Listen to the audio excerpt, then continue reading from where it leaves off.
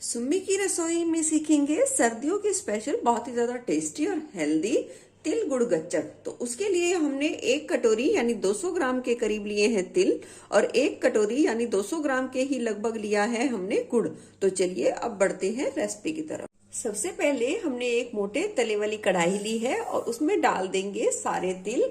Gas की flame को कर देंगे मीडियम पर सेट और लगातार चलाते हुए तिल को हम भुनेंगे। इस गच्चक के लिए तिल को भुनना बहुत ज्यादा जरूरी है क्योंकि हमें भुने हुए तिल का इसमें टेस्ट चाहिए। देखिए ध्यान रखिए तिल भुनने हैं ना कि जलाने हैं, तो इसलिए चलाते हुए भुनिए। तिल बहुत ही ज्यादा जल्दी भुनने लग जाते हैं, जलने लग जाते हैं, इसलिए लगातार चलाना बहुत ज्यादा जरूरी है। देखिए तिल बहुत ही अच्छे तरीके से भुन गई है, हल्की हल्की सी सौंधी सौंधी खुशबू भी आने लगी है और हल्का सा कलर भी चेंज हो गया है। बस इसी स्टेज तक हम तिल को भुनेंगे। अब तिल को निकाल लेंगे प्लेट में और 4 से 5 मिनट के लिए ठंडा होने के लिए छोड़ देंगे।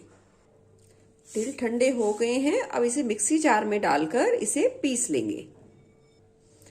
तिल को हमने पीस लिया है। तिल को पीसने में 5 से 6 सेकंड के लगभग ही समय लगता है, ज्यादा बिल्कुल भी नहीं लगता। तिल पिस गए हैं तो चलिए तिल गुड़ गच्चक के लिए बना लेते हैं गुड़ की चाशनी। कढ़ाई में डाल देंगे गुड़। गुड़ को हमने छोटे से टुकड़ों में काट लिया है। इससे क्या होगा, गुड़ बहुत ही ज्यादा जल्दी आसानी से पिघल जाएगा। डाल देंगे 4 चम्मच के करीब पानी।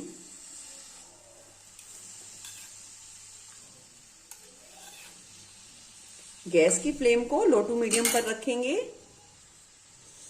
अब इसे चला देंगे और वेट करेंगे गुड़ को अच्छे तरीके से पिघलने तक का। देख सकते हैं गुड़ बहुत ही अच्छे तरीके से पिघल गया है। अब वेट करेंगे गुड़ की चाशनी में हल्के हल्के बबल्स उठने तक का। देख सकते हैं गुड़ में झाग यानी बबल्स आने शुरू हो गए हैं। अभी हम इसे थोड़ा सा और पकाएंगे। जैसे जैसे चाशनी पकना शुरू होगी उसका थोड़ा सा कलर भी डार्क होना शुरू होएगा, वो बिल्कुल फ्लफी बिल्कुल ही मुलायम बननी शुरू हो जाएगी।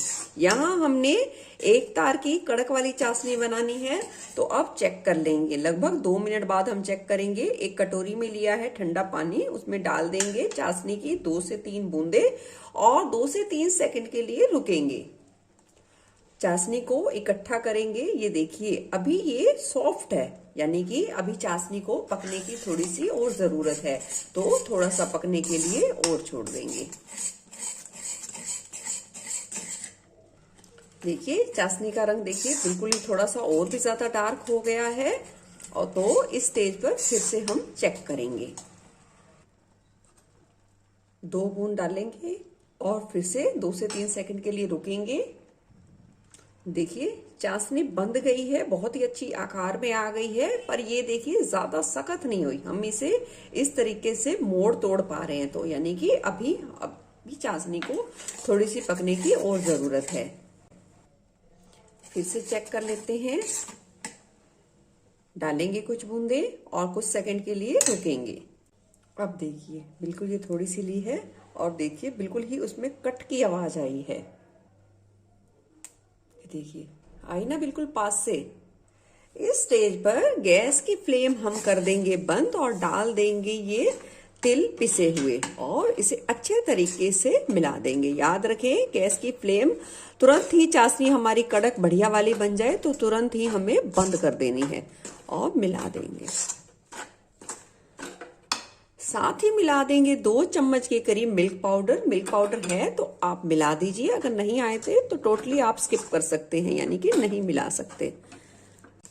क्योंकि हमने कड़क गुड़ की चाशनी बनाई है तो वो गुड़ के कारण जल्दी जल्दी ये बर्फी जमने लग जाएगी। तो अब हमें जो भी करना है बहुत जल्दी जल्दी करना है।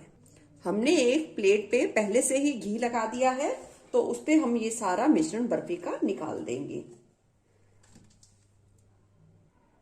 अब गच्चक के मिश्रण को जैसे हम छू पाए, जैसे खोल पाए, इसे इस तरीके से खोल खोल के फैला देंगे।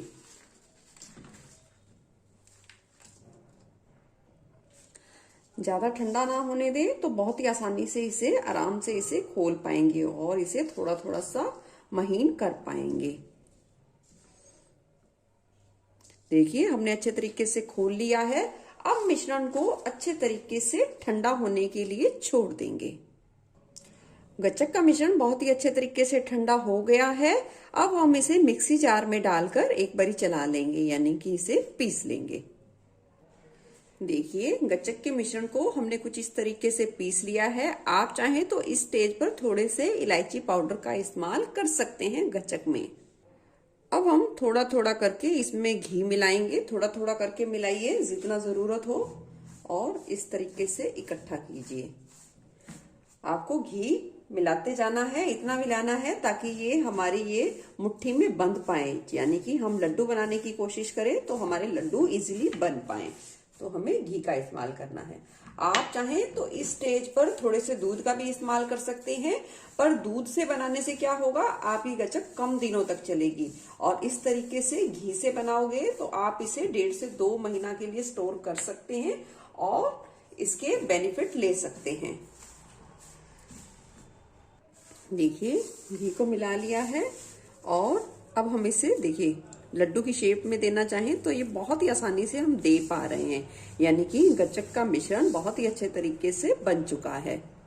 अब गच्चक को जमाने के लिए हमने एक स्टील की प्लेट ली है और उस पे लगा देंगे थोड़ा सा घी, अच्छे तरीके से फैला देंगे।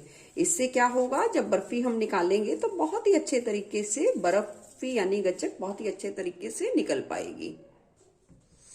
अब इसे इस तरीके से दबाव देते हुए मिला दीजिए, यानी कि जमा दीजिए। अच्छे तरीके से एक साथ करके आप जमाइए। अब गच्चक को गार्निश कर देंगे थोड़े से भुने तिल के साथ। मैंने थोड़े से भुने तिल बचा लिए थे, इससे गच्चक देखने में बहुत ही ज्यादा सुंदर लगेगी, बिल्कुल ही मार्केट जैसे। थोड़ी सी बादाम पिस्ता की कतरन के साथ हल्के हाथों से इस तरीके से दबा देंगे ताकि सारी चीजें बहुत ही आसानी से चिपक जाएं। अब गच्चक को सेट होने के लिए 2 से 3 घंटे के लिए रख देंगे। अगर आपको जल्दी है तो आप इसे फ्रिज में आधे घंटे के लिए रख सकते हैं। तो मिलते हैं 2 से 3 घंटे बाद। गुड़ गच्चक बहुत ही अच्छे तरीके से जम गई है। अब कर लेते हैं गुड़ गच्चक की कटिंग। बहुत ही आसानी से आप इसे काट पाएंगे, बहुत ही बढ़िया तरीके से जम के तैयार हुई है। आप इसे मनचाही किसी भी शेप में काट सकते हैं। देखिए कितनी आसानी से कट के निशान लग पा रहे हैं।